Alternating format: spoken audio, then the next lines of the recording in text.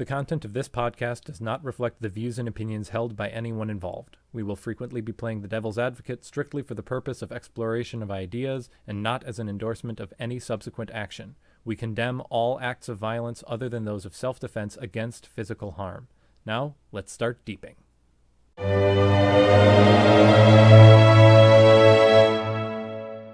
What do aborted fetuses and dead baby jokes have in common? I'm not sure. They never get old. All right, so if that's not an obvious enough introduction, we're going to be talking about abortion today. And more accurately, we'll try to answer the question of, at what point is it okay to end the life of your offspring?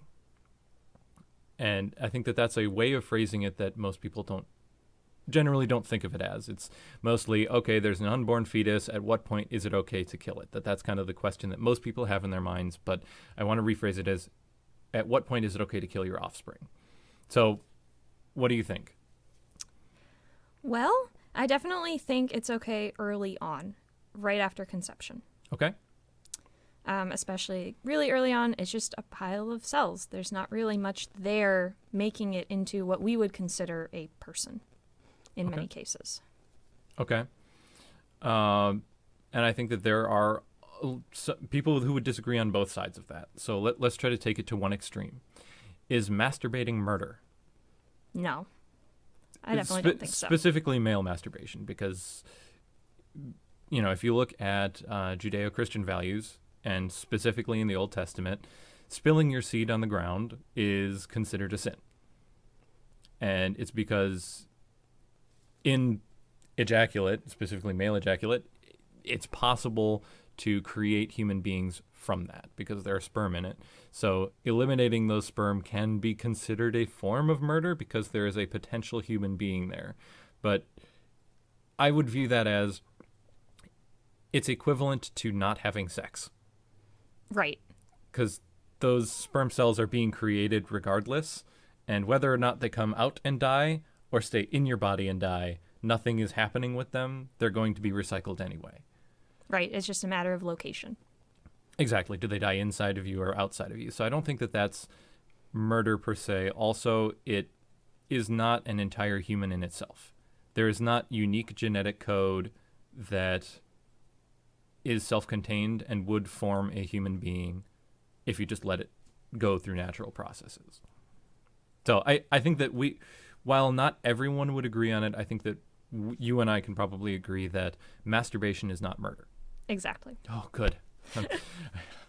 Very relieving for me. So what about conception? Because I think that that's really the next point that people start having issues. I would argue that at conception, it is a unique human being. It has a set of genetic code that is from the mother and the father, and it makes it a unique human being. It is different from anyone else in the world, partially with the exception of twins. But even there, they do have some slight differences, as they develop in the womb. But really, it is distinct from the mother, and it is a different person from the mother and the father because it's a different genetic code. That is true. But early on, it's also maybe one or two cells. Right after conception is what I'm thinking about right here. Like immediately when the sperm joins with the egg. It's only a small collection of cells. It is unique, but does it really count as someone? It doesn't have feelings. It doesn't have a brain. It doesn't have a heart yet. It's just a grouping of cells. So it doesn't, in my mind anyway, it's not really worth the same as potentially a baby later on. All right, so now we're getting a little bit into human value, which is something that we're going to talk about much more in depth in a different episode. But at what point, I guess part of the question of what we have today is, at what point does it go from being a clump of cells to an actual human being? And I think it's reasonable to argue that as soon as it has a distinct genetic code that, as we've researched how genealogies work and as we've discovered things like DNA, it seems to me most obvious that the best way and the only way that you can really determine who a person is through DNA, their genetic code. And as soon as that genetic code is created, it is technically speaking a different human being that needs to have some defensible rights as a human being. Now, to what degree we have those defenses, that may be arguable in terms of are some people more valuable than others. But it sounds to me like for this argument, what you're arguing is that in the very beginnings of formation, specifically right after conception, despite it being a different set of genetic code, it isn't necessarily a human being equal to that of the parent. Right. At what point would you think that it becomes equal to the parent in terms of protection? I think that's tricky. There are a lot of schools of thought on this. Some people think that it's when your offspring has a brain and can essentially think for itself. It can have all of its own functions, which tends to be late in the pregnancy.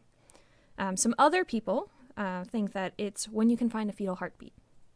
When you get the heart beating, that is when your offspring is considered at the same level as yourself. Because we would not consider that heartbeat or that heart, if we found a person with two heartbeats, and that would be very weird. It's like, yes. Wow, you have two hearts. You're a medical mystery. This is amazing. We wouldn't say that that's the same person. It's like you have two heartbeats because you have another person. Right. So why a heartbeat? Why not just another organ? There's a difference between a clump of cells, and inside of that clump of cells is another clump of cells that is functioning as an organ. I realize that a heartbeat is probably easier to detect than a liver. Yep, that definitely plays into it. One of the big things that happens is monitoring the fetal heartbeat. So it's something that's easy to detect, relatively easy to find as well. You're not searching really hard to find the right place to put those monitors to find it. And it's something that you can audibly detect. Right. You need sensitive instruments, but you can detect a second heartbeat.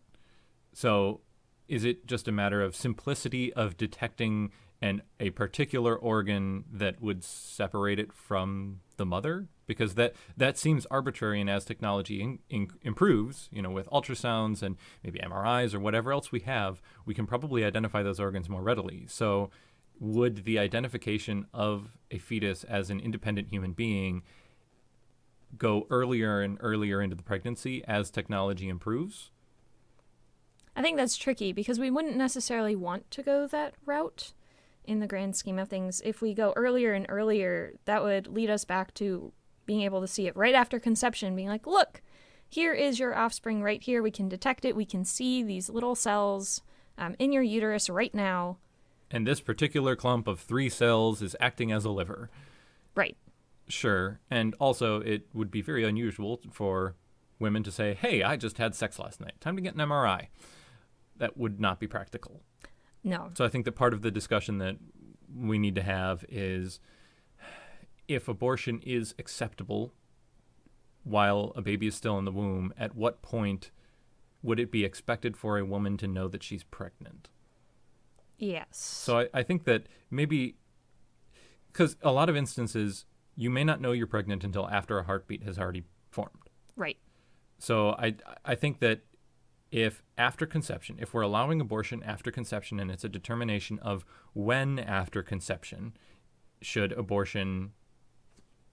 the limitation of abortion start to take effect, that you are no longer allowed to have an abortion after this point, what is a reasonable time frame to expect? Because I think that immediately after conception, things like the day after pill would be considered abortion because you are preventing that unique set of genetic code from coming to fruition through natural processes. So at what point do you think it would be reasonable for a woman to know or have a suspicion of whether or not she was pregnant and start asking the questions? I think part of it also depends on the woman. Some women, like myself, are not very regular. They don't have a regular cycle, so it's really hard to track down. Periods late by week, that could mean you're pregnant. Or it could just mean that's the natural order of things. It can be really difficult to tell that difference. So early on, you'd probably know within 6 to 8 weeks if you're pregnant. In most cases. Right. There are definitely some cases where people have never known that they were pregnant, and they showed up to the hospital complaining of pain, and lo and behold, they had a baby. Yep, I have definitely heard of cases like that. I've also known women that are particularly on the thin side, that they have very irregular periods. They've gone several months without a period, not because they were pregnant, just because that's how their cycle was coming and going, and it would make it very difficult to know whether or not you're pregnant. I would suspect that things would start to show. So I think that the examples where I didn't know I was pregnant until I was giving birth, it's probably in the instances where you're already very, very overweight and you don't notice an extra 40 or 50 pounds that you're carrying around. Because my understanding is, generally speaking, women gain on the order of 30 to 50 pounds. That's about during right. pregnancy. The baby itself is between 9 and 12 pounds, but there's also... there's a lot of fluid retention, other things involved. Yeah, I forget what the other sac associated with it is. The placenta. That's what I was thinking of. That has a weight to it. That also comes out during birth. And just since you're going to be eating more, I think a lot of women, especially in modern times, will put on extra weight anyway. Breasts increase in size in preparation for feeding. So you put on a decent amount of weight. If you're already 250 pounds, you might just start putting on weight, and you may not think much of it. And also some of those fat reserves may be converted into the baby, so you may not even expand in size. So I think it would be reasonable for very large women to not know that they're pregnant. Thinner women, not so much. And I think generally a little after the first trimester is when you probably start to show. Yeah, that's usually about what I've seen. And I think particularly if you're being even somewhat mindful of your own body, after about 3 or 4 months, you would probably start to know physically, hey, my stomach is getting large. I haven't had a period in a couple of months. Maybe something's going on. Now, granted, during pregnancy, there's also spotting. So you may think that you're having just a very light period and that things are a little bit different. And for people who are not as educated, you may not be as suspicious of being pregnant. But I would say sometime in the second trimester is probably the point where you would have information. Like you'd absolutely know something was up. Something is up. Maybe I should go talk to a doctor. Or just we have in the U.S. Planned Parenthood of like, hey, I think I might be pregnant. Can you help out? So I think that there's a reasonable expectation that within the second trimester, you should know that you're pregnant or at least have a suspicion that you're pregnant, with a few exceptions.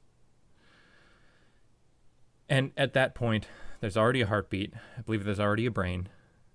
So I think it would be very difficult to argue that it is not a separate human. I would agree with that. Okay. Do you think that abortions should still be allowed in the second trimester? I think so.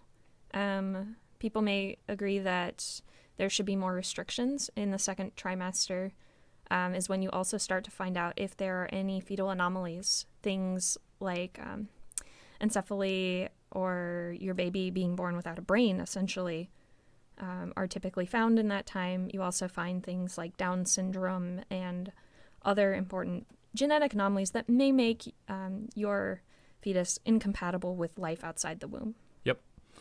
And I also think that the second trimester is important because it's where we start going from the raw philosophical implications of at what point do we consider it a life, and now it's a life. It's still definitely a part of the mother because it's literally it's still there. It's physically connected to the mother.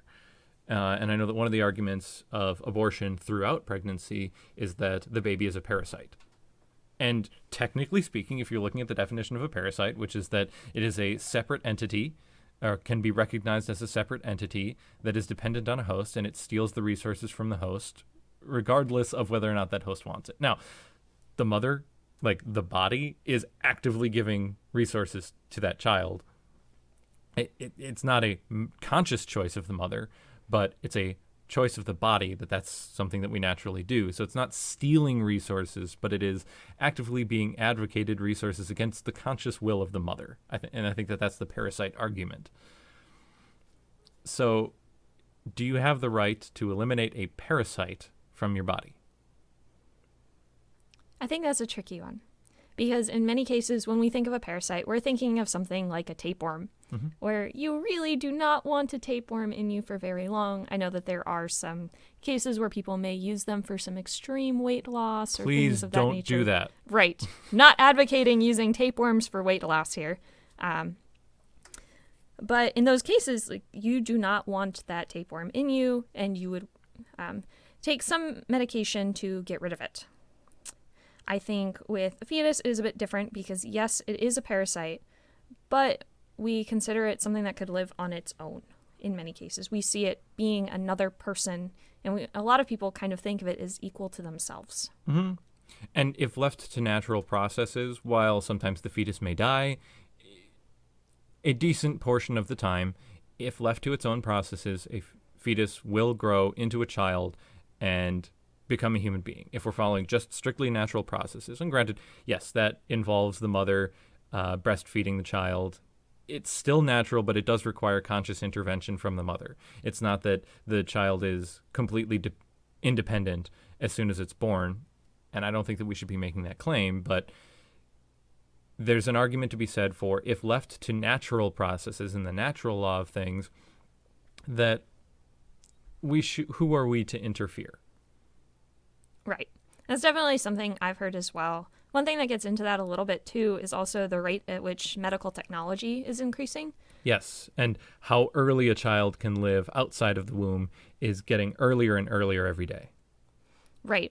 So that makes those kinds of things tricky because if, say, we are at the 24-week mark and I do not want to carry a child anymore, well, if our medical technology has reached the point where it could keep that baby alive outside of the womb and have it grow full size, it would be supported, all of that, is that a case where we would want to allow me to abort that baby, or would we say, no, you need to give birth so that we can put this baby in essentially an incubator and keep it alive? So for the sake of argument, let's say that we gain the ability to take a baby from conception through birth in an incubator. Should abortions still be permitted? I would argue no, because now we have a person. It is not relying on... From conception, it is a person. Right. It's not relying on me or another woman carrying it to get nutrients and survive. You know, we made a conscious choice. We are making a person. It lives in this incubator on the table. It would have rights, and we would likely, in that type of society, codify that into law so that, this clump of cells has rights. It can have a lawyer to fight for it in court. That'd be an interesting court case. My client demands respect.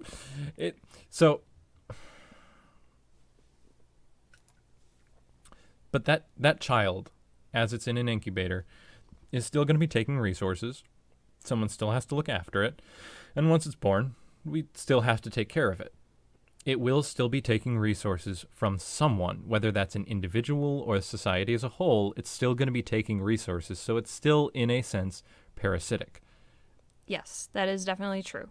And there's also an argument. So in sperm banks, so where you can donate sperm, there are checkboxes of what are you okay with us using these sperm cells for. Some of it is genetic research, going into T-cell research, and sometimes cancer research specifically related to T-cells or regeneration, because a child can generate itself. So if we can use those types of cells to generate new limbs, cool. That would be interesting research that is important to go to. Are you okay with using your sperm for fertilization of parents who couldn't otherwise have children because they're infertile or there was some accident? So you can decide whether or not your genetic material is used as a child. So the question is, if you have sex, create the child, but you don't want the child, and we have the technology to keep it alive, do the people that created the child have the right to say this child should not exist because it uses my genetic code? That's definitely a tricky topic, because you feel like you have ownership over this child because you contributed to its genetic code. But on the other side, if we think of it as a person, it would have its own set of rights. So to bring it into reality a little bit more, because we're way off into the hypothetical, like, axioms of philosophy of, at what point should we let that human being come to fruition, and who has control over that human being's life? It's an axiomatic question. Let's bring it more practically. The abortion topic in general is always around women's rights. A woman's right to bodily autonomy, right to make her own decisions about her body. Should the man have any say in that? Because the child is half mother, half father. Should the father have any say whatsoever in whether or not a child is aborted? That's tricky because in many cases, I would like to think that they do. If they're not going to be around to help that child grow up, that is definitely an important thing for the mother to know because she may not want to be a single mother. So if the mother doesn't want to abort it, should the father be forced to also take care of that child even though he didn't want it? Right. That is also another tricky position where I think the man should not be forced to take care of that child. If the woman were to give birth, if it's the other way around where the man wants a child but the woman does not, I think that the woman's rights trump it a little bit more because it is her body being used to host this fetus. Sure. It's the idea that forcing the father to pay child care does force him into a certain situation, but it's not bodily invasion, as opposed to with the woman, there's a fetus actively invading you. Right, and there's a lot of physical changes that take place as well with pregnancy, many of which are not reversed after you have the child. As well as physical risks. The risk of giving childbirth, it's not nearly as bad as what it used to be. The death rate is very, very low in modern society, specifically first world societies. But there is still risk associated with it. There can be a large amount of pain.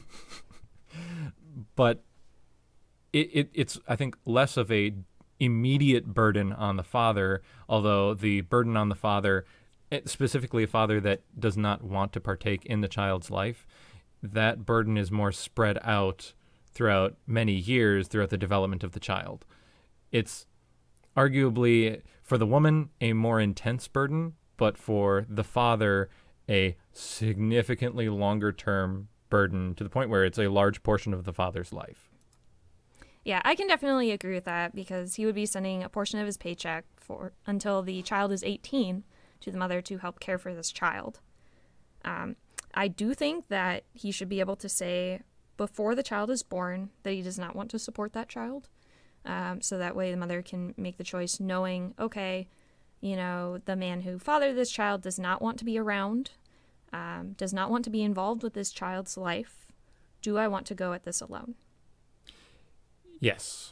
And it's very important to know that because the, I believe, largest or most significant factor in predicting criminality is whether or not you have a father in the home.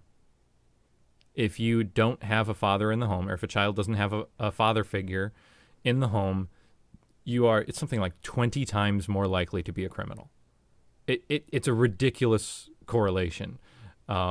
So a mother knowing there will not be a father in the home, it even if she wants it, in a way it forces her hand.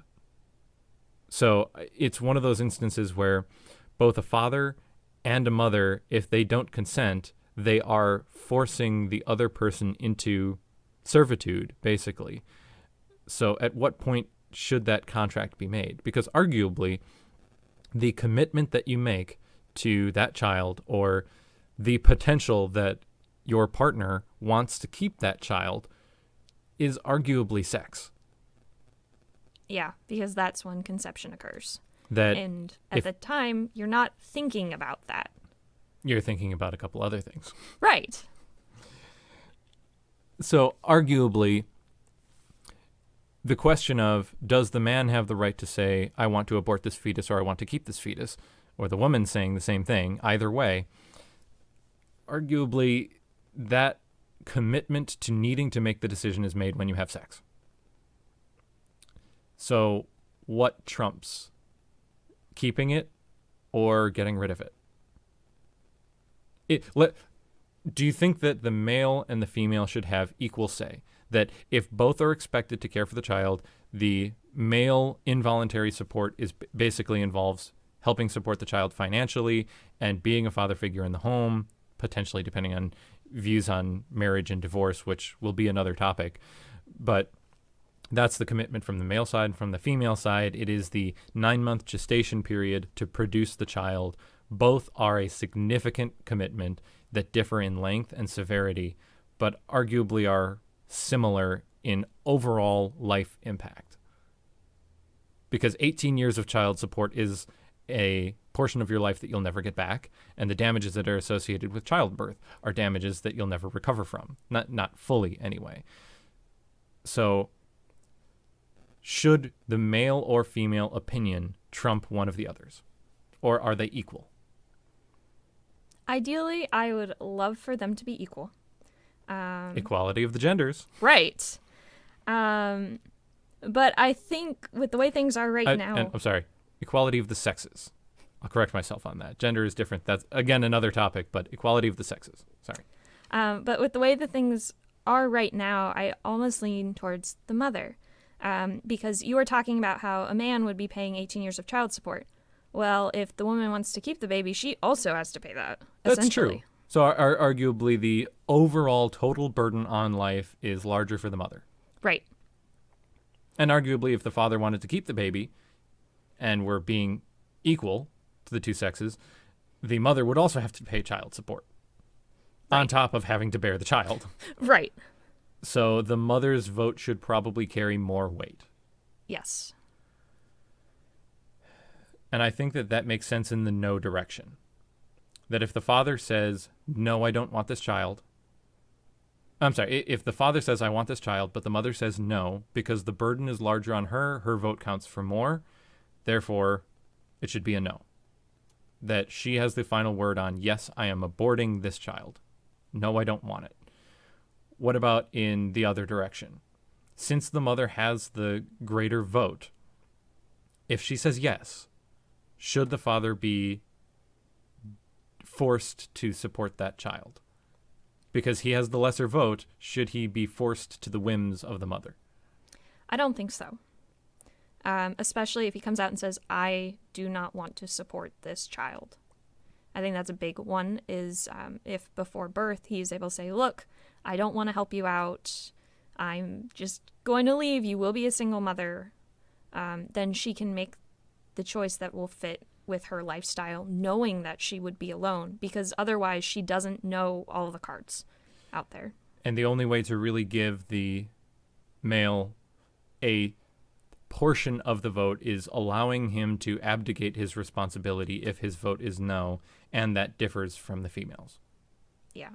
And I think that that's as fair as you can be. If the burden on the mother is larger, both in the immediate and long term, then she gets the larger vote. She has the final say in what happens, but she cannot force her partner into caring for the child. Honestly, I think that the best way to force that or enforce childcare is through social stigma. The idea that, wow, you fathered a child and you're not there for the child, you're a terrible person and you don't deserve anyone's respect. You need to be in that child's life, because effectively you're increasing their probability of criminality. Again, I believe the number is about 20 times. Like, wow, you're generating criminals for society. We should frown upon that. And I think that there should be a social stigma around a father leaving the mother. Now, granted, that does force the father into doing something, but none of these solutions are really perfect and pretty, because you are dealing with ending a human life and potentially forcing one or two individuals into doing something that they don't want to, that affects the rest of their life. So I think that it should be a socially enforced stigma around fathers leaving the mothers. It should be a negative stigma that a father should not leave the child if the mother decides to keep it, but still have it be an option. Yes. It's one of those weird freedom of choice things, but there's very clearly a right answer here, and, well, you chose the wrong answer. Mm-hmm. And again, that comes very much into divorce of, is divorce okay? But I think that, again, that's a different topic. So, okay. The mother has the final say. The father can give input and should give input wherever possible so that the mother can be as informed as possible, but should not be legally expected to care for the child. Is that fair? Yeah. Okay. At what point should the mother no longer be able to make that decision? I definitely think that's a very tricky topic. That is one that has been swirling around for a long time. Because in many areas you see that they say you cannot abort after a heartbeat. Others are around 20 weeks. But again, as we gain the ability to care for a child earlier and earlier, that changes. Right. So I'll put forth an argument. Should children only be expected or be brought to fruition and kept alive if at least one person actively wants the child? Regardless of whether or not it's the parents. So if someone wants to adopt it, if we can take care of the child outside of a womb, should one person wanting to take care of the child be enough? I think so.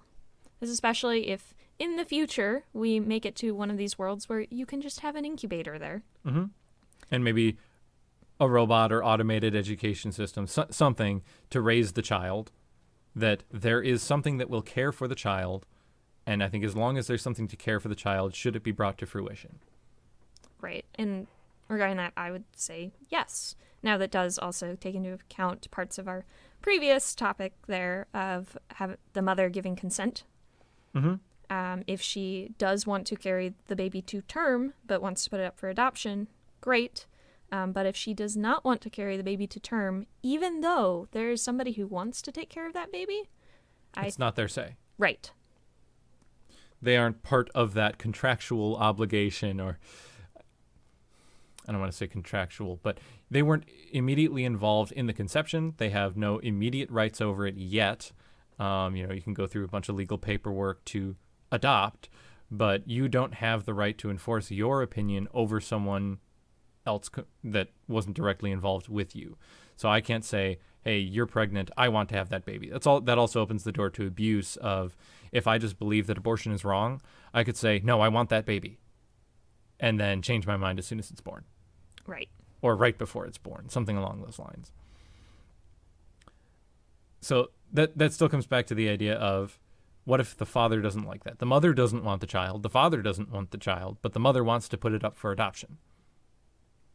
That means that the father has a child running around that is of his genetic code, but does he have the right to say, I don't want that happening? Did he forfeit the ability to make that choice when he had sex? I think that's tricky. Because ideally you would want some control of your genetic code, especially with as far as we've gotten with a lot of our advances and being able to look into it, we can figure out, oh, you were related to so-and-so by looking at your genetics. So essentially, that child is kind of a part of him. So having that child running around with his genetic code when he doesn't want it to is tricky, because in the future that could be used to look into family trees. We actually see some of that today with Ancestry and similar services. And arguably we see that in what I think a lot of first world nations would consider bad parts of the world. So for instance, North Korea specifically, there are punishments where if one person does something wrong or against the government, their family members and ancestry in both directions get punished. That if you do something wrong, your parents can be punished for it, your grandparents can be punished for it, your children, your grandchildren can all be punished for your crimes. So if I have a child running around out there, and because I wasn't in the home, they commit a crime, I could theoretically, under some rules of governance, be held responsible for that person.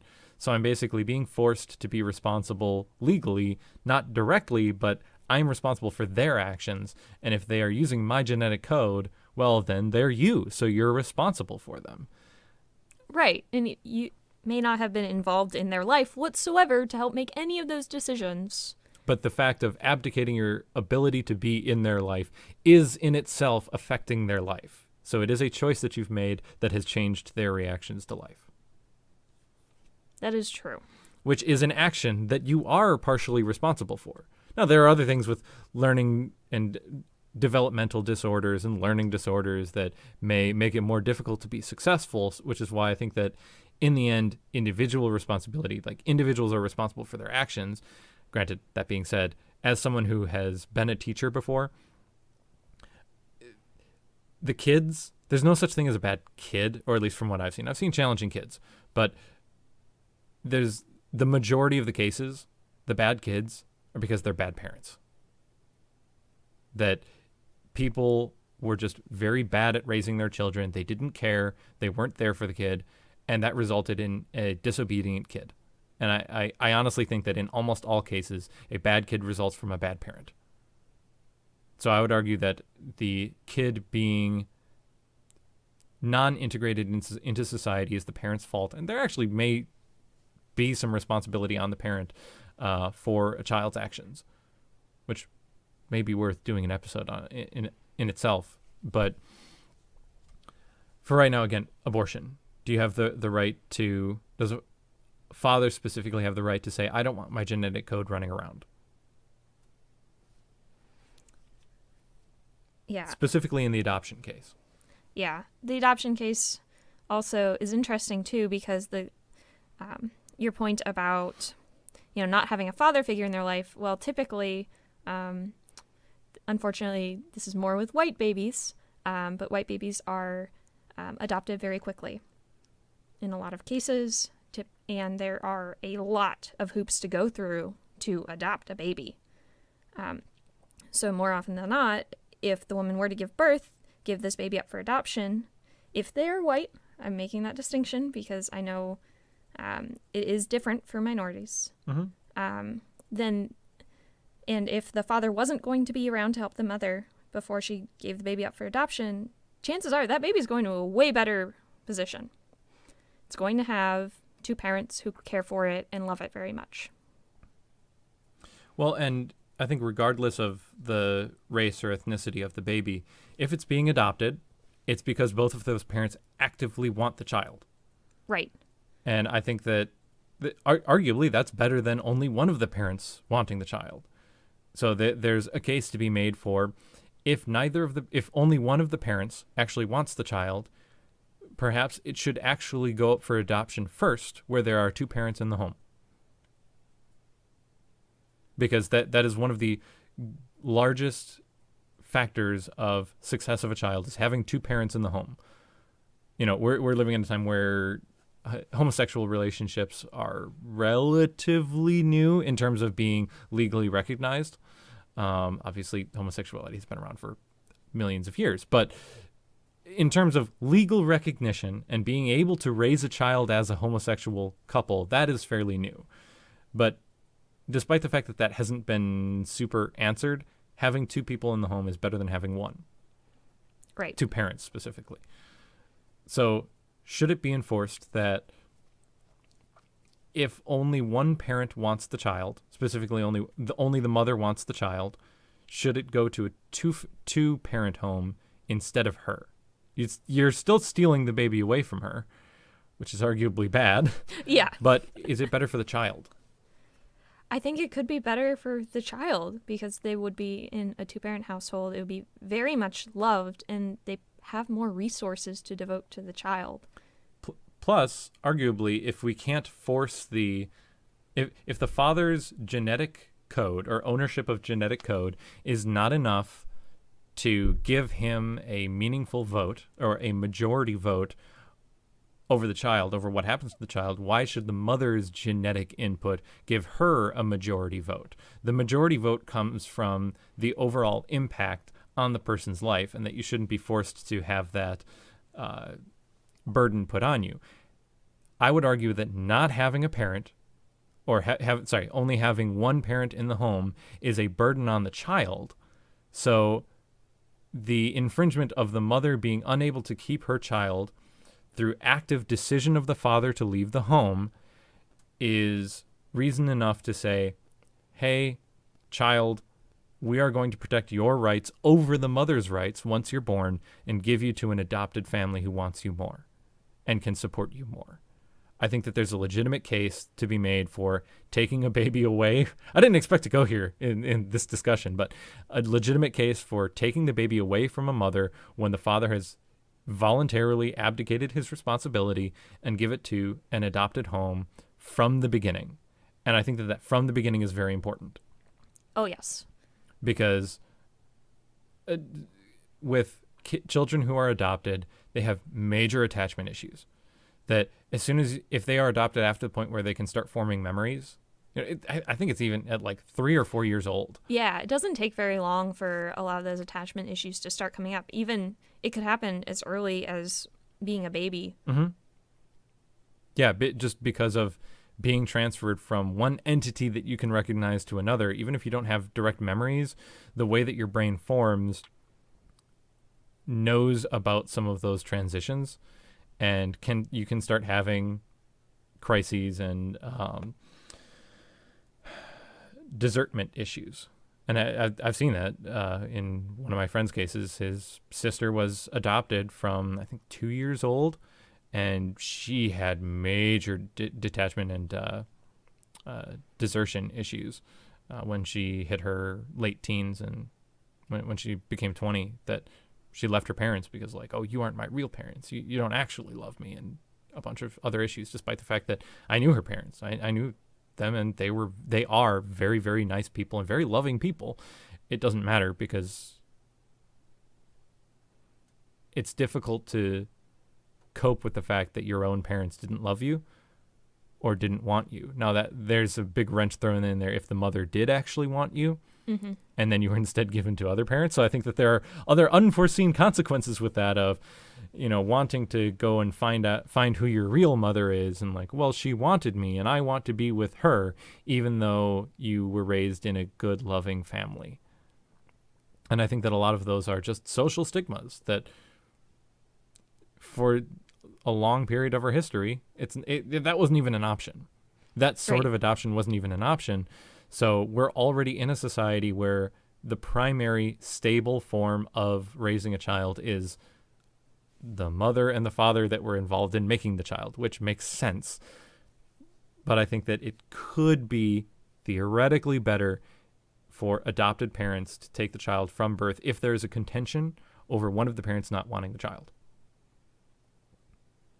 But that may be a utopian dream. Yeah, I don't think it's going to fly very well with people today. Taking people's babies away from them isn't okay? What are you talking about? And yeah, I acknowledge that it is in itself, in effect, a utopian dream, and the idea that the society that we currently live in may not be the most efficient one, but it is a stable one. And I think that there's something to be argued for that, of what way of handling children is stable.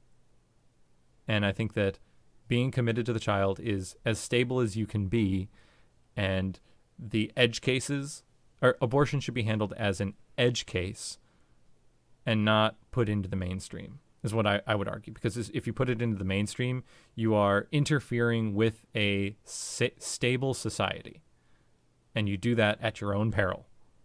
Hey, our society is stable. Well, I want to change this out. I'm going to knock this brick out and see if things tumble. It's a risk. It's a huge risk. And I think that forcing babies to go to adoption is similar in risk to really dealing with the question of abortion. Do we just kill the child? Yeah, and even today, sometimes it can be hard for people to determine, should I abort or should I put it up for adoption? Because it's such a hard moral choice for them. Well, and I think part of the other issue is that sometimes they aren't even given the moral choice. They are encouraged to do one thing over the other by different groups of people. Yep, that definitely plays into it. So here's one of the things that I wanted to talk about today, which is, to what degree should we encourage people to abort a child that they don't want? And let's say it's early on, maybe in second trimester or something, where it is reasonable to suspect that the woman would be able to identify that she has a child, but early enough that the questions of, well, if this were born naturally, it would still be alive without medical interference. I think that that's probably the simplest way of defining it, is without major medical interference. Just, okay, wrapping it in a blanket is not medical interference. Okay, it's born, it is breathing on its own, it's alive. At that point, it starts becoming questionable. But at what point should it be okay to still encourage people to have abortions over adoption? I think the earlier you are in the pregnancy, the more you can put it out there. I also think it's important for the woman to know these are all of your options in a neutral way. One thing that happens a lot today is they hear about their options from things like crisis pregnancy centers that make it seem like they are looking for the best. But in reality, they're backed by some church that wants no abortions. And the women are essentially told, hey, we're going to give you all this support if you have this baby. But then that support is gone when she actually has the baby. Yes, and that's fair. Now, ironically, the idea of, okay, well, maybe we should just help them plan out their parenthood. I think you know where I'm going with this. Planned Parenthood. I think Planned Parenthood is one of the most ironic names for an organization in existence today.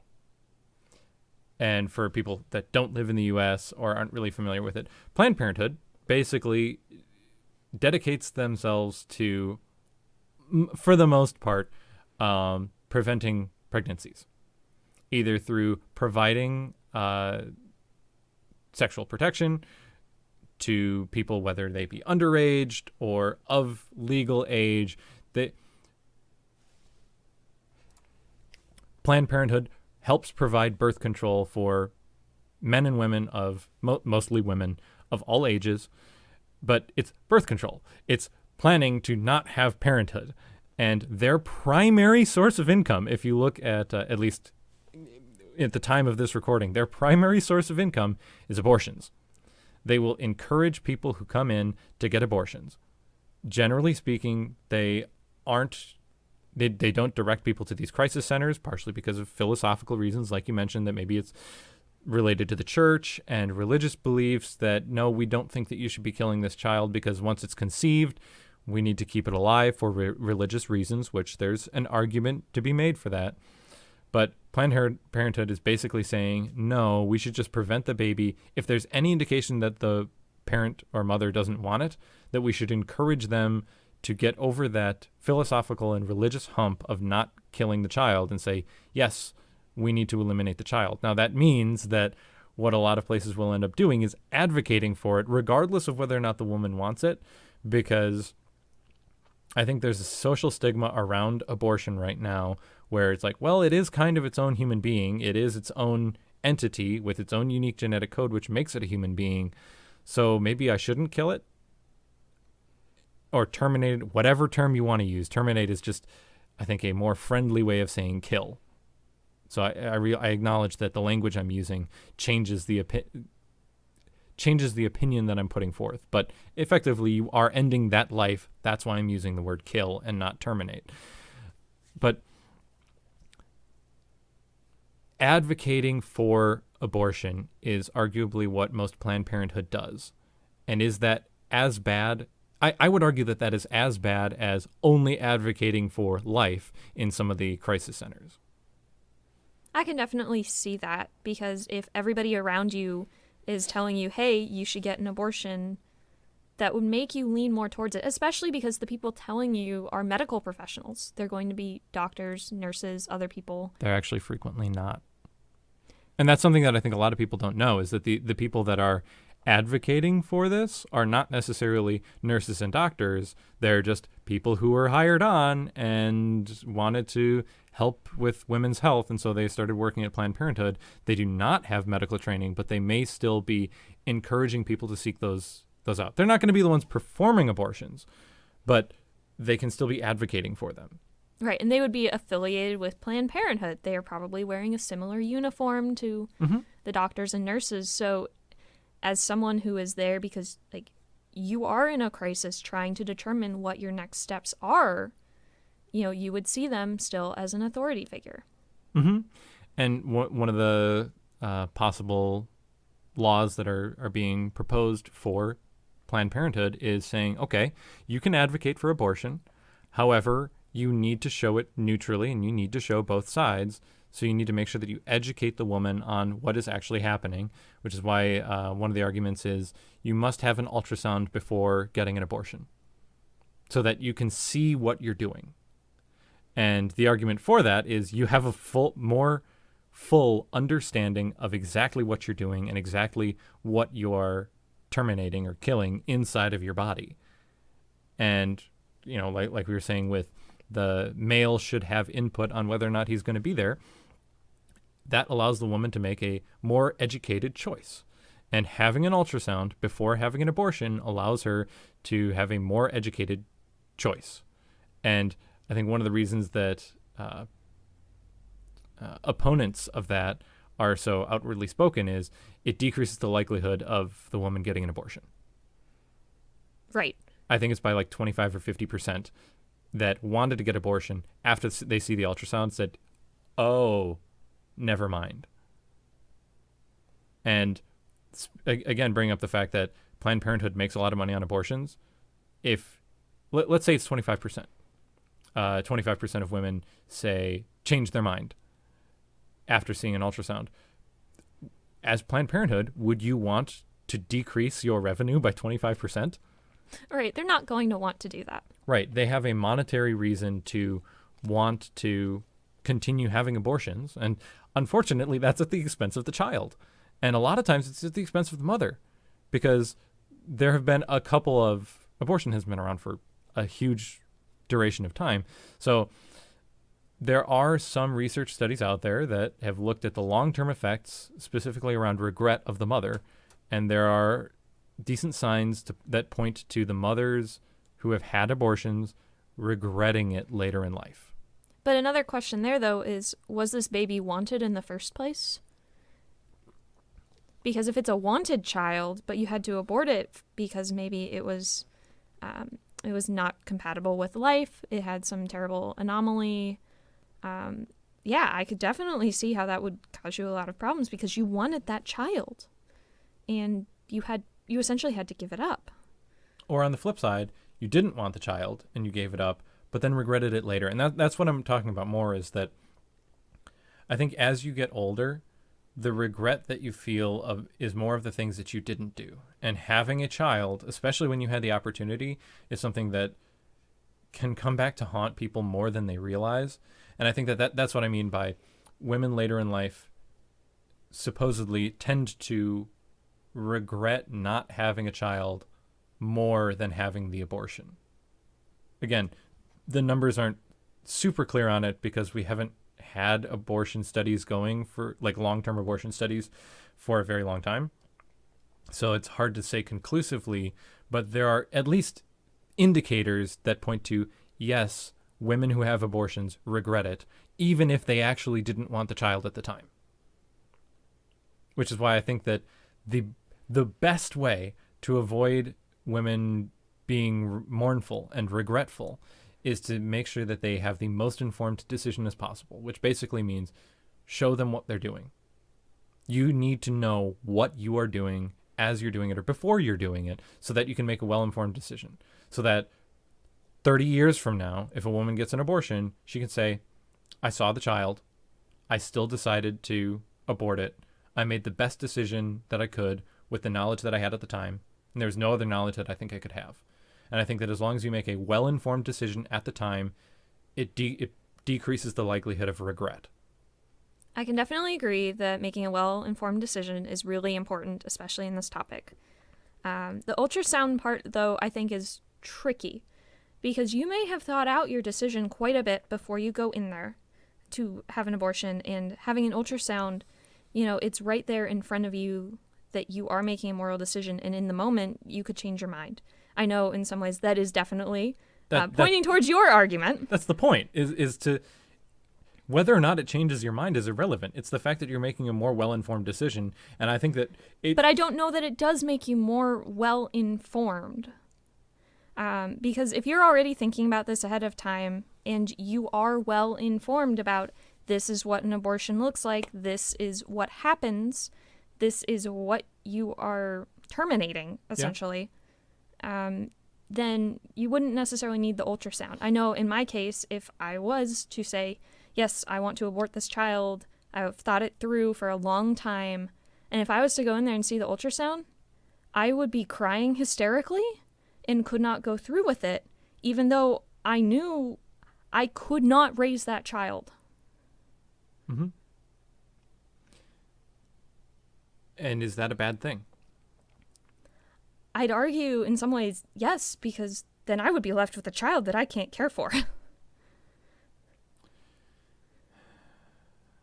And there's some practicality versus emotional things that need to be weighed here. Right, because emotionally, like, if I was in that situation, I would be reacting like crazy because I am a very emotional person.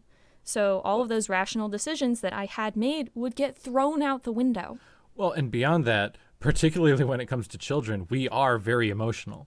The idea of human beings are very protective of babies and small, cute things, regardless of the species. If you see someone killing a cat, you're upset by that. If you see someone killing kittens... That's even worse. Oh my gosh, that is so much worse. Like, okay, a cat, maybe it did something, maybe it bit you or was being damaging or something, but a kitten is innocent, and that warrants being significantly more protected. The innocence of a child, I think, is something that's just ingrained in our mind that is harder to control. But I think that that's still an argument for making that more knowledgeable decision. Because, okay, might you make an emotional decision? Yes. Guess what? We are subject to the whims of our emotions.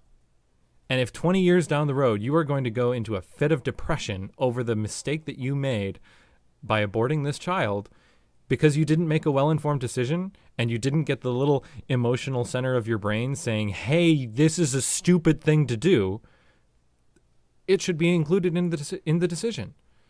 Because arguably, what are emotions? Emotions are unspecified pieces of knowledge in our minds that are trying to manifest themselves. If you're walking down the street and you all of a sudden feel scared, and you can't put your finger on why. It's just the ambiance has triggered your brain to say, I am scared. You may not be able to explicitly state, well, I'm scared because the light level is at this particular level, and there were some clicking sounds that I didn't quite recognize, and that combined with the fact that I'm in an area that is slightly less known to me, plus I recently saw something on the news where someone got kidnapped. All of these things will come to your mind, but not to your conscious mind. They'll go to your subconscious mind and create this emotional response, which makes you more heightened to the sense of danger, which makes you more alert.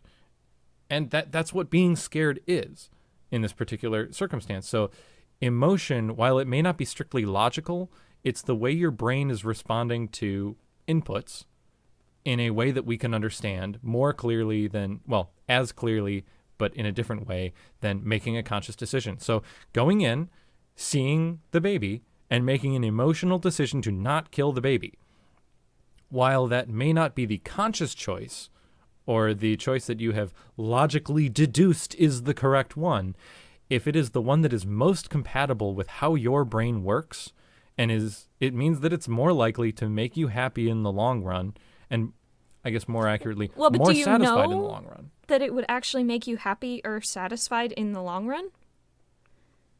like that's a big deal because that's what your brain is telling you by giving that emotional response is, no, this would make me unhappy. And I acknowledge that sometimes you need to override that part of your brain, but it's still a message from your brain that is who you are. That emotional response is who you are. And I think that it shouldn't be discounted as nothing. I definitely agree that it shouldn't be discounted. But in this case, if I could not provide for that child, am I really going to be happier in the long term? You know, if I bring a baby into this world, but I can't afford to feed it or put it in childcare while I go to work, is that really better? Which is why I think that, the logical part of your brain has to also have a say. But should the logical side of your brain have the only say? I would say no. It should definitely not be the only say, especially in a topic like abortion. But I think the problem is seeing an ultrasound, the logic part of you gets thrown aside completely. Mm-hmm. Which is why, generally speaking, so for instance, you go in to have the abortion, and then they say, okay, let's do an ultrasound immediately prior to the abortion. I don't think that's fair, because you're going to be in control of the whims of your emotions, not having it as an input. So I think that the right way to do that would be say, yes, you need to have an ultrasound to see what you're doing, and then go away, think about it, calm down, and process that emotional response. Because if you can say, I had that emotional response, but despite that, despite knowing what I'm doing, I still want to go through with it. I think that it should be in the process of being able to be permitted to have an abortion. That emotional response is a critical piece of information that people should have.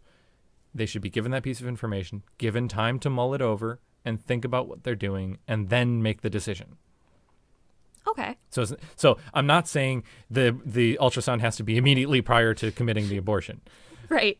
But although sometimes it can take so long to get one scheduled that essentially you have to make your decision right after that ultrasound.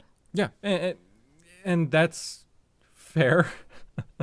Although it also doesn't take much to get an ultrasound. Like, to my understanding, ultrasounds are not the most difficult thing to have. No, not really. Like, it's more the scheduling of things after, and how close would you want that ultrasound? Okay, now hold on. If you can schedule an abortion, you should be able to schedule an ultrasound. Oh, I have no problems with actually scheduling the ultrasound, but say if I were to have one today, and I also needed to call and get my abortion scheduled because it takes so long to get one. You might be waiting 6 to 8 weeks to be scheduled to actually have your abortion. I got to be honest. That's kind of a good thing. If you're making a decision of, I want to have an abortion, I'm going to do it next week, that does not give you enough time to really think things through. That is true. I can definitely agree with that. Now, if you're 6 weeks away from giving birth, that becomes a little more problematic, but maybe you should have thought about that a little bit earlier. Yeah, it's a little late. But if I had to get an ultrasound before my abortion, well, I may not have enough information at the time of scheduling the abortion to make the informed decision. Like, I go through all of my rational thinking. I'm like, yep, I want an abortion for this child. I get it scheduled. The soonest I can do is 6 weeks. Okay. By the way, are these actual numbers or are you just theorizing on them? Some of them are definitely within the actual range of about 6 weeks, especially in southern states in the United States. It also depends on where you are and your actual geographic location. Right. Sure. Right. These are numbers that I've heard for areas in the southern U.S. Sometimes I've even heard longer. Okay. Because they may have one abortion clinic for the entire state. Yeah. All right. So that could be problematic. Right. So say you get it scheduled and then you come back and you have to have your ultrasound. Maybe state law says you have to have it within 5 days of the actual abortion procedure. Which is pretty close. And that comes back to arguably the idea that you would still be in that emotional state. Right. And you don't have enough time to cope with that information. Right. So if after, you go in for the ultrasound, well, you're emotional, you can't make a great decision right now, and you only have 5 days to really determine what you're going to do. That's not much time. And you are probably going to lean towards keeping the child. probably, which arguably has, if we put that into law of something that, is it wrong to put something into law that makes you lean towards a particular outcome? Let's say it does make you more likely to keep the child. Is that wrong? If that is the decision that most people regret the least, is having the child, and the law allows you to decide against that, but decreases the likelihood, if that's the one that tends to give the best result, is there anything wrong with that? I think, at least in the case of a child, we have to make sure that, if they were going to keep this child, but then they turn around later and be like, nope, I made the wrong decision, I want to get rid of it, you better have something good in place to make sure that child gets adopted and gets taken care of. Mm-hmm. Now, here's a question for you related to failed abortions, because you just mentioned attempting abortions. What happens when an abortion fails? At the time of this recording, as an example, I think it was a mayor or some lawmaker came out and said what would happen.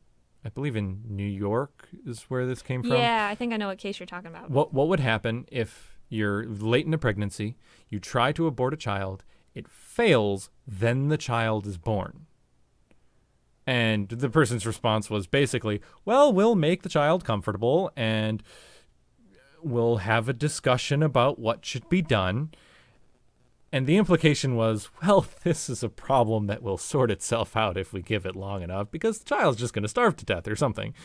That's maybe an implication, but regardless, even without that implication, you're talking about the baby is born. Now we'll have a discussion about killing it. Right. Which arguably, like, okay, you tried to kill it, you failed, you want to commit to that decision, but the baby is born, it's living over there, and there are people who would want to adopt it. Right. At this point, now, it is a baby, it is outside of the womb, it is its own person. I think you need to give it medical care, and, if the woman explicitly says, hey, I don't want it, okay, put it up for adoption. And if no one wants it, is that the point where you should say, okay, we're going to put it in a room and let it deal with itself?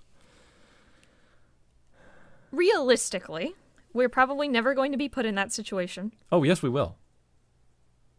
A woman giving birth to a baby and not wanting it? No, I mean the adoption situation where there's nobody who wants to adopt a baby. We could theoretically be in that, but I think Right. that currently there are a lot of people that want to adopt. Right. Because most often people want to adopt babies because they're cute. Mm-hmm. And you don't have to deal with a lot of the problems that would come along with somebody older. And even for people like, I want to have a baby, but I don't want to be pregnant. Okay, I'll Right. adopt. There are other reasons that you want to adopt. So, sure, it's probably not a problem that we'll have to have, but that doesn't mean that we can't make rules about it or can't discuss it, because maybe we will have those problems. But Right. once that baby is born, should it be taken care of? Absolutely. Okay, so Should be taken care of by somebody. even if the abortion was attempted and the mother really doesn't want it, arguably, it's born, put it up for adoption. Right. Regardless of the parents' desires, because that's what's better for the child. And since it is living not as a parasite to the mother, you can't make that argument anymore. It is its own human being. It's outside of the mother. That seems to be a hard cutoff. Yep. All right. And I think that that's fair. People say that, oh, well, this is just a fringe case. No. It could happen. Again, at the time of this recording, that was that particular conversation that we're talking about is well known. That was on the news. Like that was on a radio station, I believe, that conversation was being had involving a senator or something. Again, I don't remember exactly who said it. A lawmaker in New York. Like, this is very high level, and so the conversations are being had. And there have been instances of that where there was a failed abortion. It's like, what do you do in those cases? And at what point does it become murder? So the conversation is being had. And for the people that are maybe less aware of what's going on and they just kind of have general feelings about whether or not abortion is right or wrong, I think you need to realize that these conversations are being had and there are laws being put in place about them. And that's part of the reason that you and I are having these discussions, is to hopefully bring light to those so that people can make well-educated decisions instead of just whimful decisions. So, speaking of being more knowledgeable, I'm going to change directions again to go to a different area of the topic. One of the arguments that's being currently made, at least in the United States, is the idea that we need to have birth control be available, particularly to low-income communities, because they're the ones that need it the most. They're the ones that are least likely to have ready access to birth control. Therefore, abortions are kind of a catch-all, regardless of the success rate of your birth control, and that it's important to protect their rights. Okay. I somewhat agree with that, and there are two aspects of this topic that I want to talk about. The first one of which is the idea of birth control and abortion as birth control in general. Do you think that we should be focusing efforts on abortion as a catch-all of, okay, well, you became pregnant, even if you were being careful, you became pregnant, this is a safety net? Should we focus on abortion, or should we focus efforts on safe sex? I would much prefer our efforts be spent more on the safe sex side. Abortion is a fallback in case something fails along the way. I would much prefer us to have fewer abortions in the grand scheme of things. It allows us to avoid the nasty gray area philosophical question of ending a baby's life and just say, okay, if the baby is never conceived, and that's the point where most people, contentious arguments start to become a thing, is after conception. So if you can prevent conception in general, that's probably a good thing. Yeah. And I think that is where the resources should be put. Planned Parenthood is a great example of that. They should be primarily putting their resources towards birth control, getting birth control to people, perhaps making sure that, for instance, the pill is available for women. A pack of pills, I believe, to produce costs like $1 to $2. Yeah, it's definitely in that ballpark. And it's $1 to $2 a month for women to be safe, or to be able to have sex without getting pregnant. And assuming that about half the population of the U.S. is about 150 million, that's times 12 to around, let's say $2 billion. $2 billion per year to provide birth control year-round for all women in the United States. Yeah, in the grand scheme of budgets, that's pretty much a drop in the bucket for the entire U.S. Yeah, for U.S. budget and even the healthcare budget, that's almost nothing. You could very easily say, hey, here is your state, have the state create the medication, provide it to people at cost, so not necessarily making a profit, provide it at cost, and have it be an option. You are a female, you can get birth control for $2 per month or $5 per month. Somewhere in that range. Even if you're in poverty, you should be able to afford $5 per month. And arguably, if you're on food stamps, I would contend that a $5 a month birth control should be provided. Yeah. And I think putting that together would work really well. Speaking as someone who doesn't generally like government interference when is unnecessary and, you're allocating resources, it is almost non-intrusive, almost completely non-intrusive to have $5 a month for birth control rather than having state-sponsored abortions. So, should state-sponsored abortions be a thing? Realistically, I would rather them not be a thing. And I think the argument there is that for people that religiously feel that abortion is wrong, should their tax money go towards doing something that they view as a religious sin? I think that's really tricky because in some cases, you get a state that is majority religious, so then you don't have money for these funds. If your state was already providing this service, and if your taxpayers can now choose where their money goes, nobody's going to put money towards your abortion fund. If you're in a very religious state. Right. And in that case, I would definitely think about, okay, this money is going towards this many abortions. That's actually going, if those abortions did not happen, that's going to raise the amount of money needed for other programs, probably. So things like WIC, food stamps, potentially Medicaid. Would the money that would have gone into that abortion fund go towards these other programs to help when the child is born? Because obviously our state wants these children born. Right. And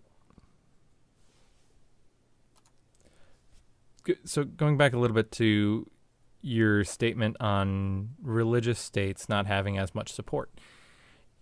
If they're making those decisions, should it be enforced by another group of people to say, no, you have to provide this? If the people are saying, we don't want to support government-provided abortions or government-provided birth control, arguably that should be the right of the people to decide where their own support goes to. Right. And I think part of it also goes into how many people in those states are getting those state-sponsored abortions.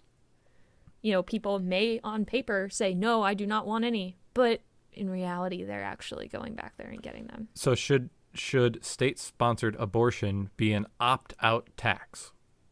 I think so. I think that or way. More accurately, should it be something that you can say, okay, you're going to be taxed this amount regardless. Do you want some of that tax money to go towards abortions or not? That you can vote no, it would go to something else in the government, but you cannot be forced to put it towards abortion. I would much rather have the opt-out than an opt-in for something like abortion. Because I do think that access is critical. We should have access to it.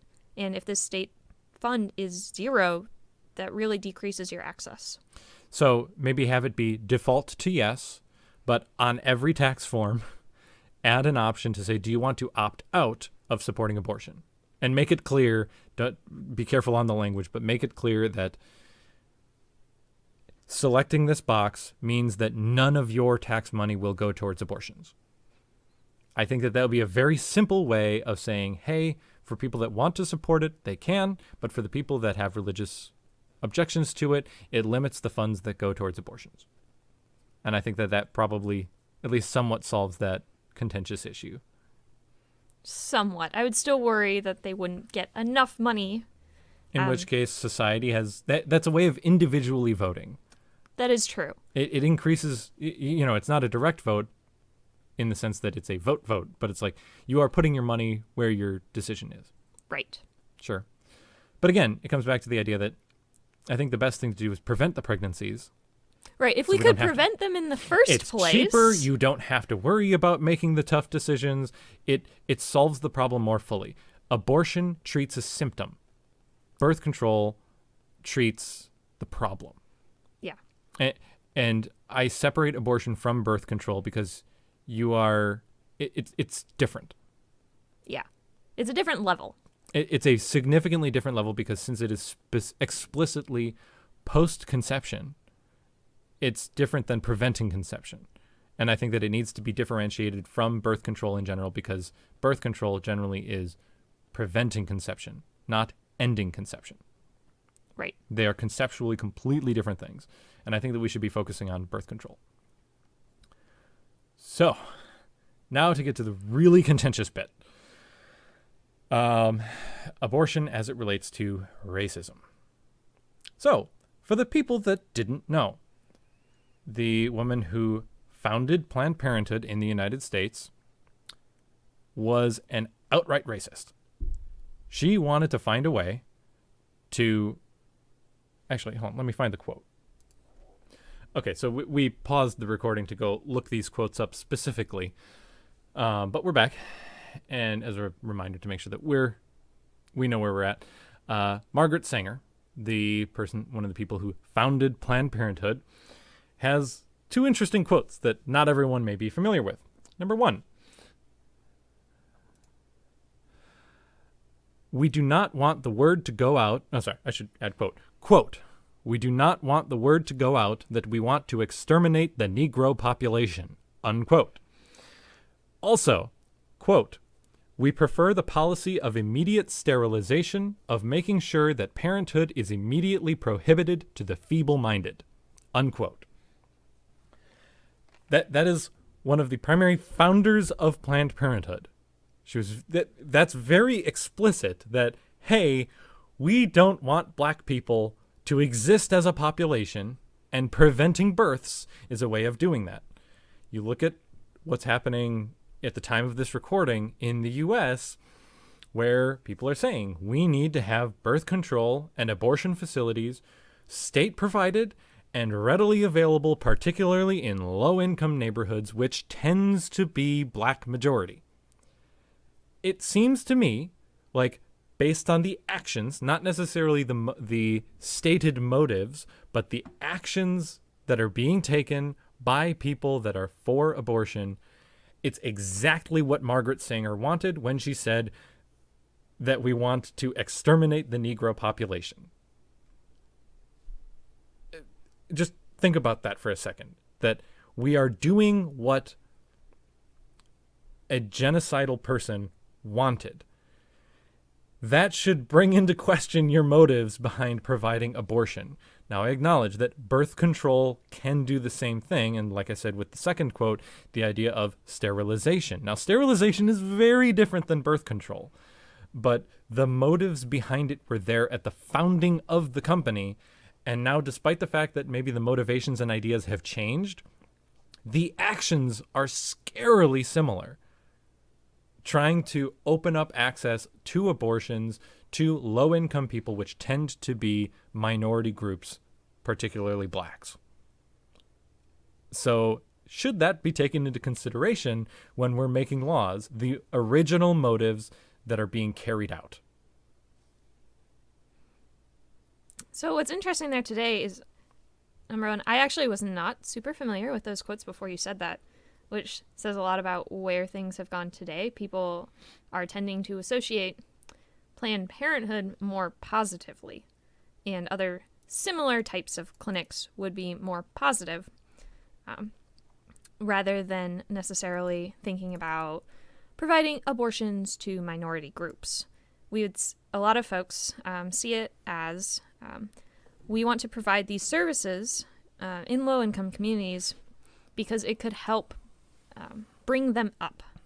Mm-hmm. You know, if you had a child as a low-income person, that throws whatever progress you were making towards making your situation better out the window. You know, what little disposable income you had now needs to be spent on your child, so you might not be able to get out of that slumlord apartment that you were in. Mm-hmm. And I think that they're, despite the fact that they're pretty rough quotes, arguably preventing a certain number of births, particularly in the black community, could be helpful. And let me justify that. As of right now, the fatherlessness in the U.S. black community is, I believe, up to 70%. That sounds about right. And again, not having a father in the home increases your likelihood of criminality by something like 20 times. It's a large factor, a large multiplicative factor of increasing your likelihood of being a criminal, of not having a father in the home. And because in the black community, 70% of children are now born into fatherless homes, it drastically increases the likelihood that they're a criminal. It's nothing to do with their race. It's to do with the culture. And so is it better to just not bring those babies into existence? And arguably, kind of, I think the better solution would be to have the goddamn fathers in the home. But again, how do we enforce that? And we spoke about that earlier, of how do you actually have the fathers in the home, which is really solving the problem. A different solution to the problem is just not have the babies. That way you don't have to have the fathers in the home. But if you don't have the babies, the culture starts to die out. Arguably, and if you look at the abortion rates in the black community in the US, I believe recently, again at the time of recording, you are now more likely to be aborted as a black baby than you are to be born. It's like over 50%. So Margaret Sanger is getting her wish. But the fact that of those less than 50% that are born, 70% of those are born into fatherless homes. Yeah. You're looking at approximately 15% of black babies that are conceived will actually have a father in the home. That's atrocious. And while aborting a bunch of babies and preventing them from being born may seem like a racist, genocidal thing to do, if it decreases the likelihood that you are an individual who's just a criminal, who's not contributing to society, is an active burden on society, if you are helping in that regard, does that make it okay? Does that make it good? Because it seems really, really racist to say, yes, it's okay to stop black babies from coming into existence because they're just going to be bad anyway. It sounds horrible, but in reality, if it's preventing them from being a burden on the mother, preventing them from being a burden on society, and it's done not for the purpose of stopping black people from coming into existence, but from stopping negative lives from being created, is that okay? I think that's tricky because if you think of it like that, I would argue, yes, it's okay. As much as I don't want to say that. And it's something that I don't want to say either. I don't want to go on. I don't even want to say it in a recording. I don't think either of us are racist. And Margaret very much was. But I don't think that the people that are pushing abortion in these minority communities are racist themselves. But it comes across as being really racist of, I'm okay with killing all of these babies because it's helping the community.